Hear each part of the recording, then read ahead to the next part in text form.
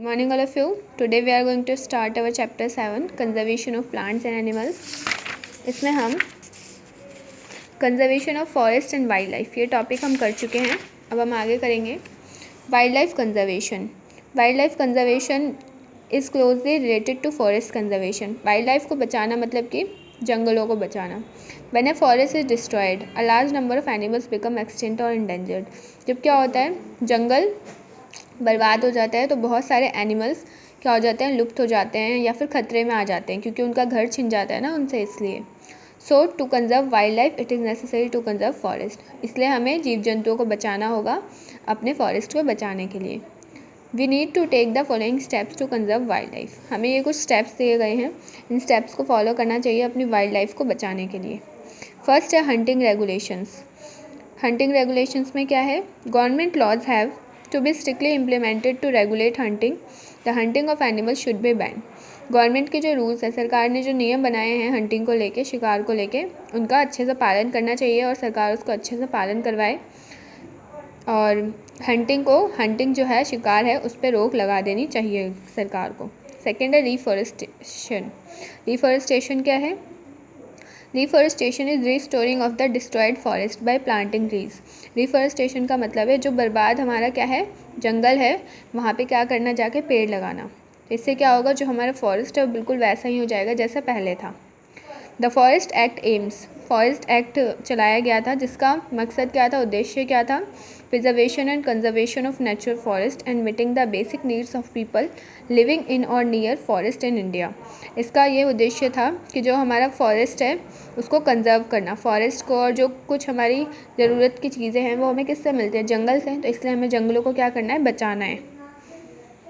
Reforestation can also occur naturally if forest are left undisturbed. जो reforestation ये अपने आप भी हो सकता है अगर हम क्या करें, फॉरेस्ट को छेड़छाड़ ना करें. अगर हम जंगलों को ना छेड़ें तो कुछ सालों तक फॉरेस्ट अपने आप ही रिकवर हो जाएगा. Third, habitat protection. हमें जानवरों के हैबिटेट को क्या करना चाहिए, बचाना चाहिए. The natural habitats of wild animals should be preserve. जो नेचुरल हैबिटेट होता है वाइल्ड एनिमल्स का, जंगली जानवरों का, उसे हमें बचाना चाहिए. Establishing conservation areas. हमें कंजर्वेशन एरिया बनाने चाहिए इसके लिए. प्रोटेक्टेड एरिया जैसे कि बायोस्फीयर रिजर्व्स, जो कि गवर्नमेंट द्वारा बनाए जाते हैं. किस लिए, जिससे कि उसमें जानवर आराम से रह सकें, जिससे इंसान उन्हें परेशान ना करें. वाइल्ड लाइफ सेंचुरीज़ बनाई जाती हैं एंड नेशनल पार्क्स बनाए जाते हैं जानवरों के लिए.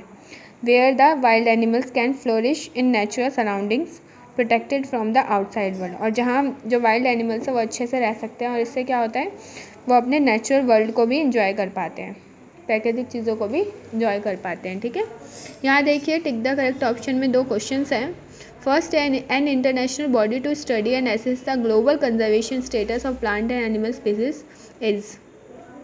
इसमें बोला है कि एक ऐसी इंटरनेशनल संस्था जो क्या करती है, पढ़ती है और ये इसका ध्यान रखती है कि जो किसी भी देश में कितने पेड़ पौधे हैं और कितने जानवर हैं जो विलुप्त हो गए हैं या होने वाले हैं या जो बहुत लार्ज अमाउंट में प्रेजेंट है. इन सब का ख्याल कौन रखता है, इंटरनेशनल बॉडी है. उसका नाम आपको यहाँ इनमें से बताना है कि कौन सा है, WHO, UNO, UNICEF, CEF और या फिर WCU. इसका करेक्ट आंसर है WCU. ठीक है, वाइल्ड लाइफ कंजर्वेशन यूनियन.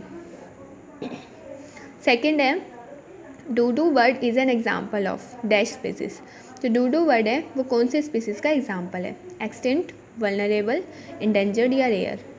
तो इसका क्या आंसर है, एक्सटिंक्ट, क्योंकि डूडू बर्ड क्या हो चुकी है, अर्थ से एक्सटिंक्ट हो चुकी है. अब ये हमें कभी भी देखने को नहीं मिलेगी लाइफ. ठीक है, फिर देखिए नेक्स्ट प्रोटेक्टेड एरियाज़ वगैरह हैं.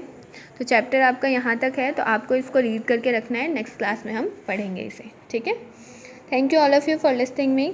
आपको वीडियो को लाइक, सब्सक्राइब और शेयर करना है और बेल आइकन हिट करना ना भूलें.